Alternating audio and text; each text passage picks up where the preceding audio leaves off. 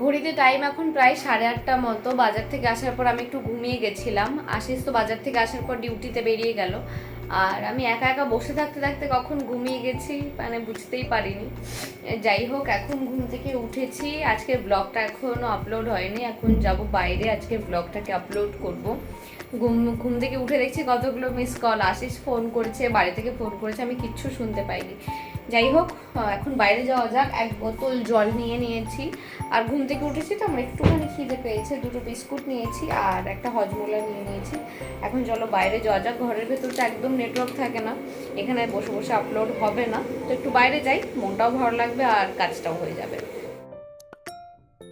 বাইরে থেকে আসার পর বসে গেছি নিজের কাজ নিয়ে।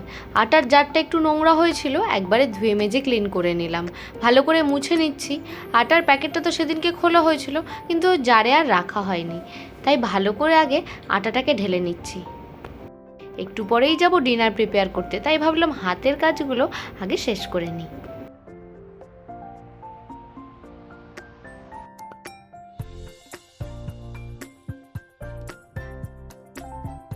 রাত্রিবেলা আজকে বানাবো খিচুড়ি। খিচুড়ির জন্য সবজি বার করতে গিয়ে দেখি সবজির এই বক্সটাও না বেশ নোংরা হয়েছে, তাই ভাবলাম এটাকেও একেবারে ধুয়ে নিই। আমার এই ফ্রিজের বক্সটা ছোট হলেও কিন্তু বেশ কাজের। যে কটা সবজি ধরে সে কটাই কিন্তু বেশ অনেক দিন সতেজ থাকে, আর যেগুলো বক্সের বাইরে এমনি ফ্রিজের মধ্যে রেখে দিই কিছুদিনের মধ্যেই শুকিয়ে যায়। আমারটা তো মিনি ফ্রিজ, নাহলে এরকম বক্স আরও যদি 2-3টে নিয়ে নিতাম আমার আর কোনো চিন্তাই থাকতো না। যাই হোক, বাজার থেকে যে সবজিগুলো নিয়ে এসেছিলাম সেগুলো বক্সে গোছানো হয়ে গেছে, কয়েকটা বাকি আছে, সেগুলো এমনিই ফ্রিজে রেখে দেবো। আগে ওগুলো শেষ করব, তারপর বক্সেরগুলো গোছানো স্টার্ট করেছি। যতক্ষণ লঙ্কাগুলোও একবারে ক্লিন করে কন্টেনারের মধ্যে রেখে দিই।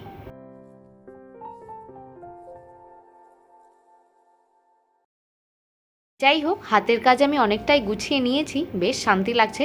এখন শান্ত মাথায় গিয়ে ডিনারটা বানিয়ে নিই। ডিনারে আজকে আমি বানাবো খিচুড়ি। সেদ্ধ চালের খিচুড়িই বানাবো, কিন্তু আমি এখানে মিক্সড ডাল ব্যবহার করব। একটুখানি মুগ ডাল নিয়ে নিয়েছি, আর তার সাথে নিয়ে নিয়েছি একটু মুসুরির ডাল, আর শেষে দিয়ে দিচ্ছি একটুখানি অরলের ডাল। আমি যখনই খিচুড়ি বানাই তখন ডালটাকে এইভাবে মিক্স করেই বানাই, এতে আমার মনে হয় খিচুড়ির টেস্টটা অনেক বেশি ভালো লাগে। সমপরিমাণ ডাল আর চাল নিয়ে নিয়েছি, এখন খিচুড়িটা বসিয়ে দিই। খিচুড়ি খেতে আমি আর আশিস দুজনেই খুব ভালোবাসি। আমি খুব টেস্টি খিচুড়ি যে রান্না করতে পারি সেটা বলবো না, তবে আমি বাড়ির খিচুড়িকে প্রচণ্ডভাবে মিস করি। মায়ের হাতের খিচুড়ি খেতে তো আমি ভালোবাসি, কিন্তু আমাদের বাড়িতে সবচেয়ে ভালো খিচুড়ি রান্না করে আমার বম্মা। সেই খিচুড়ির টেস্টের কথা মনে পড়লে এখনও জিভে জল চলে আসে। যাই হোক, খিচুড়ির সাথে আজকে আছে বেগুন ভাজা। 1 পিস বেগুনই ভেজেছি, আশিস বেগুন ভাজাটা খুব একটা খেতে ভালোবাসে না। আর ভেজেছি একটুখানি পটল, একটুখানি আলু ভাজারও ইচ্ছা ছিল, কিন্তু রাত এখন প্রায় 11:15, সেই জন্য আর ভাজলাম না। আর আজকে বাজার থেকে যে পাঁপড়টা এনেছি সেটা একটুখানি ভেজে নিই। পাঁপড়ের সাইজটা একটু বড়, ওই একটা পাঁপড় থেকে প্রায় 4 পিস মতো পাঁপড় বেরোবে। পটল আর বেগুন ভাজার পর তেলটা না পুরো কালো হয়ে গেছে, পাঁপড়গুলোও কেমন কালো কালো হচ্ছে। অল্প করেই ভাজবো, বেশি ভাজবো না।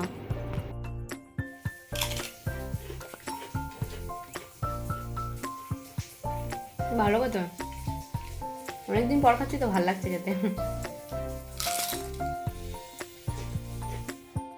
আশিসের আসতে দেরি হচ্ছিল, তাই আমি বসে বসে একটু পাঁপড়ই খাচ্ছিলাম। অনেকটা রাত হয়ে গেছে, আশিসও চলে এসেছে, তাড়াতাড়ি করে আজকে ডিনারটা নিয়ে নিই।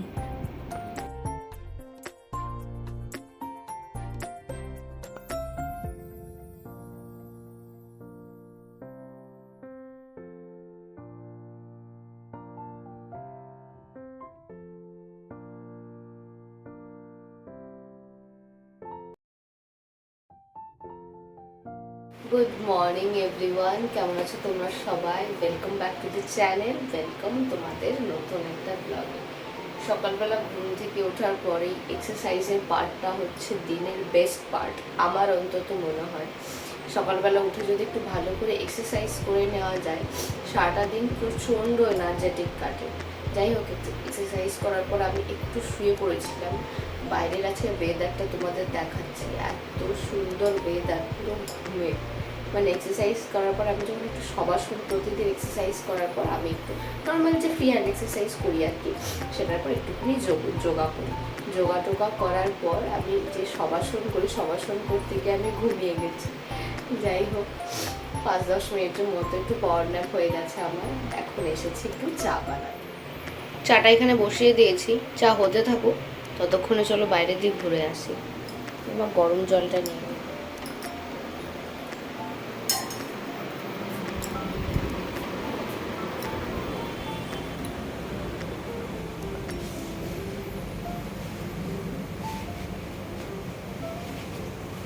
বাইরে এত হাওয়া দিচ্ছে, ফ্যান চালালেও শীত করছে। চলো বাইরে যাই। বৃষ্টি অত হচ্ছে না, কিন্তু প্রচন্ড ঝোড়ো হাওয়া দিচ্ছে। দেখো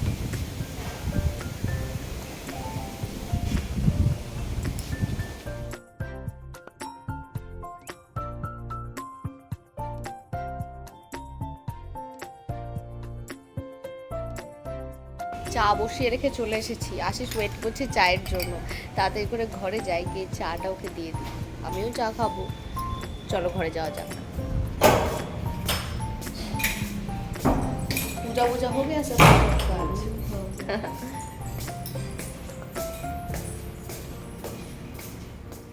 চা খেতে বসে এখানে চলছে জোর কদমে আড্ডা, যেটা বরাবরই হয়ে থাকে। আগে মায়ের সাথে করতাম, এখন চলছে আশিসের সাথে। আজকে চা খেতে বসে বিস্কুটের কৌটোগুলো তোমার মাথায় হাত। পরশুদিন বিস্কুটগুলো ঢেলেছি, আজকেই শেষ, গোটাটাই আমার পেটে গেছে। যাই হোক, চা খাওয়ার পর আমি এখানে ড্রাই ফ্রুটসের জারটা খুলে বসেছি। বাটিতে আমি আশিসের জন্য ড্রাই ফ্রুটস বের করে নিয়েছি, আর এইটা হচ্ছে আমার। একটু হেলদি লাইফ লিড করার চেষ্টা করছি, জানি না কতদিন কন্টিনিউ করতে পারবো।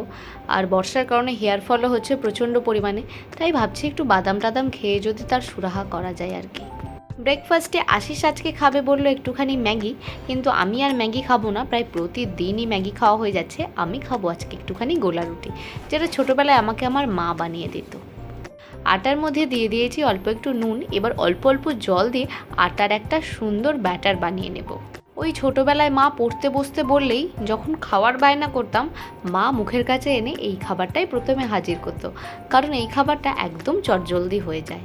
ব্যাটারটা আমার রেডি হয়ে গেছে, তাওয়াটা গরম হতে থাকুক, ততক্ষণে আশিসের মিল্ক শেকটা বানিয়ে দিই। দুধের মধ্যেই একেবারে ড্রাই ফ্রুটসগুলো ভিজিয়ে রেখেছিলাম, এখন মিক্সিতে একবার ঘুরিয়ে দিলেই হয়ে যাবে।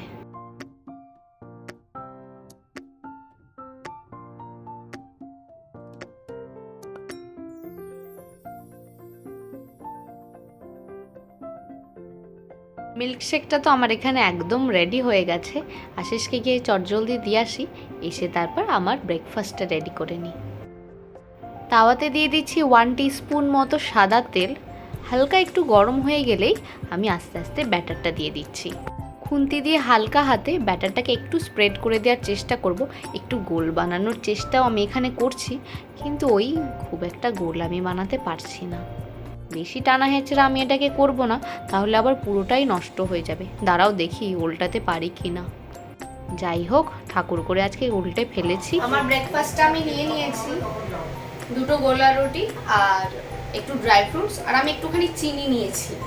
একটুখানি চিনি রেখে তো ভালো লাগে, এবার চিনি খাওয়াটা তো হেলদি না, আমি অল্প করেই নিয়েছি। দুপুরবেলা আজকে হঠাৎ করেই এনার আগমন হয়েছে। পেছন থেকে এনাকে দেখি কিন্তু কোনোভাবেই বাদর বলে মনে হচ্ছিল না, মনে হচ্ছিল কারোর বাড়ির পেট ডগ হয়তো চলে এসেছে। খাওয়া দাওয়া করে আমরা একটু শুয়েছিলাম, আর তখন দেখছি একটা বাদর এসেছে। সবাই ওকে দেখে ভিডিও বানাচ্ছে। একটু অন্যরকম দেখতে, আমাদের ওখানকার বাদরগুলো তো অন্যরকম দেখতে, এইটা একটু অন্যরকম। আমরা একটু দাঁড়িয়ে দাঁড়িয়ে দেখছিলাম। ওই পাশের ঘরের ওই দিদি আমাকে ডাকছিল, কি আসো আসো দেখে যাও। ওই দিদি প্রতিদিন না পাখিদের জন্য রুটি রেখে দেয়, তো বাদরটা এসে ওই রুটিটাই খাচ্ছে। তা আমরা দাঁড়িয়ে দাঁড়িয়ে একটু দেখছিলাম। আমরা এবার ঘরে চলে আসলাম, শুয়েই পড়েছিলাম, তো আবার গেলাম। আজকের ভয়েস ওভার দিতে প্রচণ্ড লেট হয়ে গেছে, এখন প্রায় 8টা 10-15 মতো বাজে। এখন জাস্ট ভয়েস ওভার দিলাম, এখন আমরা যাচ্ছি বাইরে। ব্লগ আপলোডও হবে আর আমাদের একটু ঘোরাও হবে। বাইরে আছে 2 দিন ধরে প্রচণ্ড হাওয়া দিচ্ছে, তাই একটু বাইরে যাচ্ছি। একটু বাড়িতেও ফোন টোন করে নেব, আর একটু লোকজনও দেখে নেবো আজকে। আর একটা জলের বোতলও নিয়ে নিচ্ছি। অ্যাজ ইউজুয়াল আশিস ভিডিও বানানোর সময় যেমন আমার পেছনে লাগে, এখনও তাই লাগছে। আমি যখন ভিডিওতে কথা বলছি ও পেছন থেকে আমাকে উল্টোপাল্টা ইশারা করছে, খোঁচাচ্ছে। যাই হোক, আমরা বাইরে দিয়ে ঘুরে চলে এসেছি। আর রাতে আজকে বানাবো একটুখানি লুচি, করছি তারই প্রিপারেশান। ব্লগটাকেও আজকে এখানেই এন্ড করছি। সবাই সুস্থ থেকো, ভালো থেকো, দেখা হচ্ছে নেক্সট ব্লগে।